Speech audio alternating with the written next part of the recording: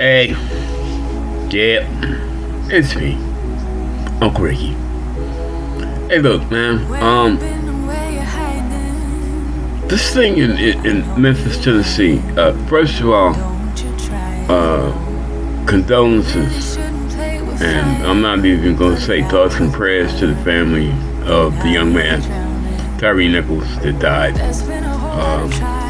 I don't know what your, spiritual or religious beliefs are, but somehow, somewhere, there's somebody that can give you comfort in this situation. My prayer is that, you find that connection, whatever it takes for you to make it.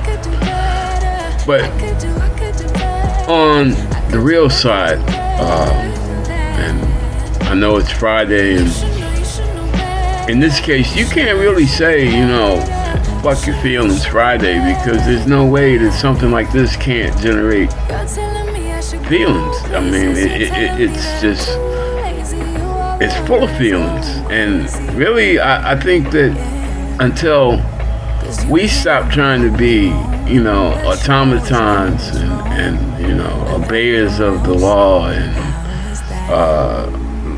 leaning on the everlasting arms and start thinking like, a closed mouth don't get fed,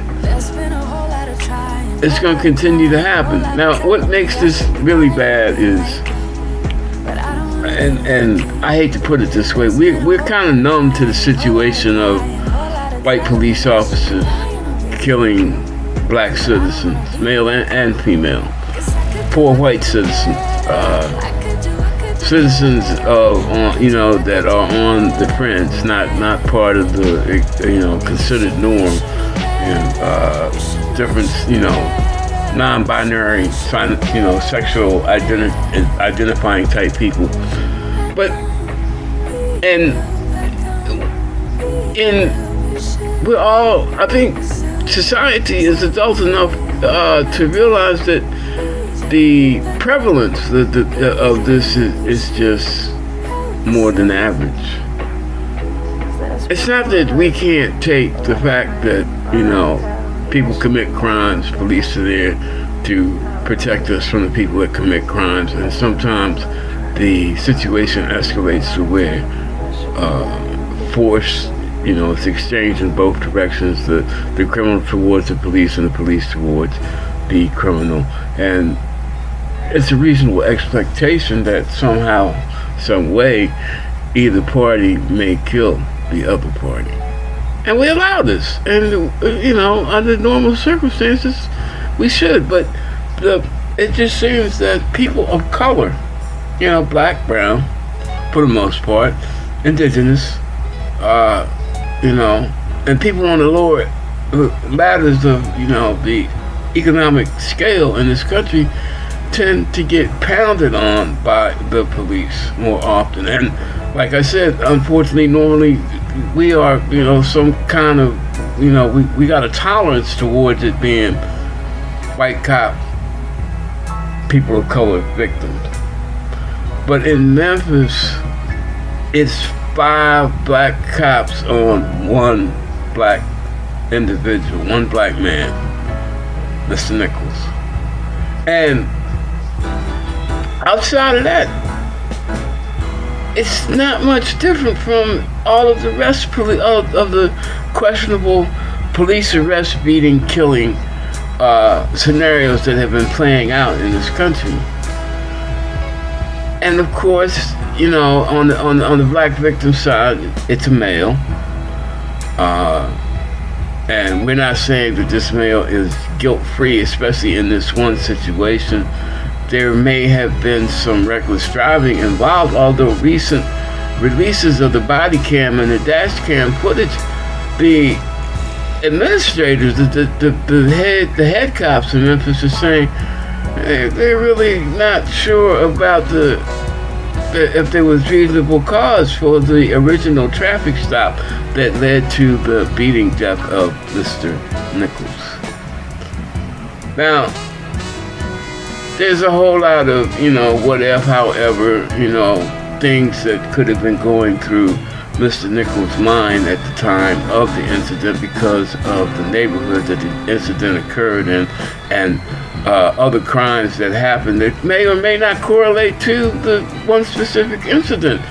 But yet and still you can't ignore it, because if you think about it, if this were part of the scenario, Mr. Nichols probably did panic and run, not realizing that they were cops, or because of the way that the cops approached him in the beginning, basically pepper spraying him off the bat with little interaction. He could have been in fear of, not maybe, if not even in fear of his life, at least in fear of the knowledge that these motherfuckers were about to fuck him up, which in reality they did. They fucked him up so bad, in fact, that he died from the injuries he received during the beating. Now, why does even if you are employed to protect and defend the citizens, from the actions of other citizens, who's there to protect us from the egregious reactions and actions of the police towards the citizens when they are under the belief that they are doing nothing more than their job entitles them to do?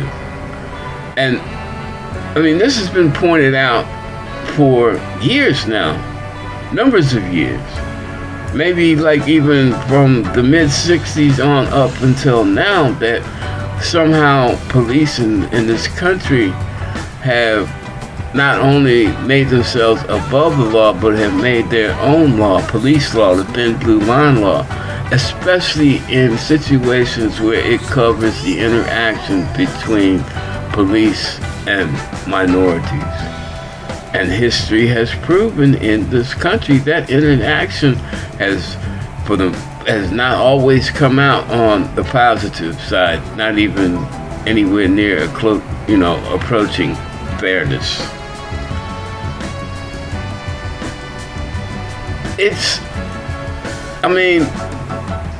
I don't think anybody with common sense wants to think that a police officer doesn't face danger.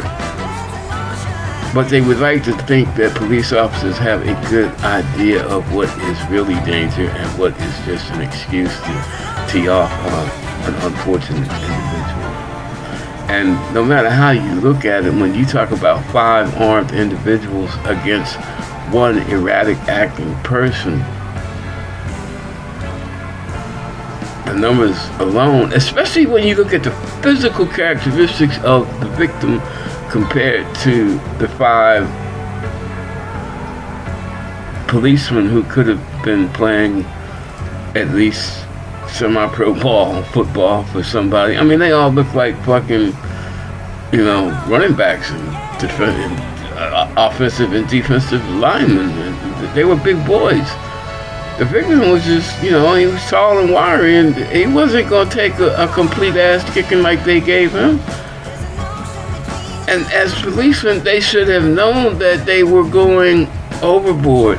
One of the charges that was leveled against them was failure to intervene. Now, failure to intervene is new on most police, procedural, operations manual.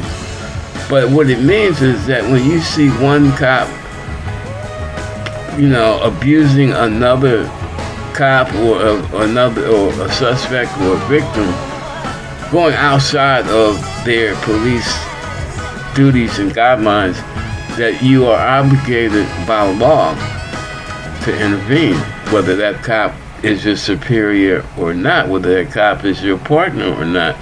You are to intervene to prevent the police from doing harm. And if you don't, you are a co-conspirator in the crime that the officer is committing on the victim. So in other words, if you see a motherfucker get his ass kicked and you know they about to take him down or perhaps injure him, or in the new vernacular, unlive him or basically kill him, you are required by law to intervene. But my question is, why do we train our cops to make, situations where it can get this far? And the only answer I can come up with is, it was when it was, basically white cops running things, training black cops, that meanness that was passed on to the black policemen, and the situation in Memphis, where Memphis is a majority black city and the police force is majority black.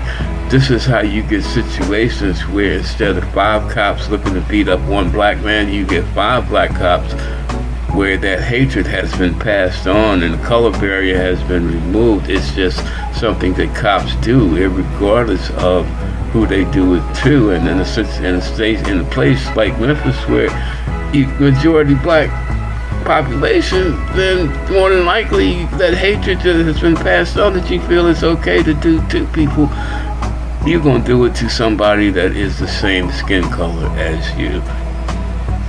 And this wasn't the first time they did it. It's gonna be an investigation, and the results are gonna be horrifying. But why should we be shocked because we have allowed this to happen? I know it's hard to speak out when you first see stuff happening, and sometimes you gotta let it fester and grow a little bit to prove that it's there. But we've known this for hundreds of years. Police were formed, especially in the South. Police were formed. That was their original duty, to fuck with black people, runaway slaves. And no matter what they have evolved into, that basic element of policing is still there, and it has been passed on to all police, regardless of their racial affiliation. Black cops hate just like white cops. Black victims, they don't care.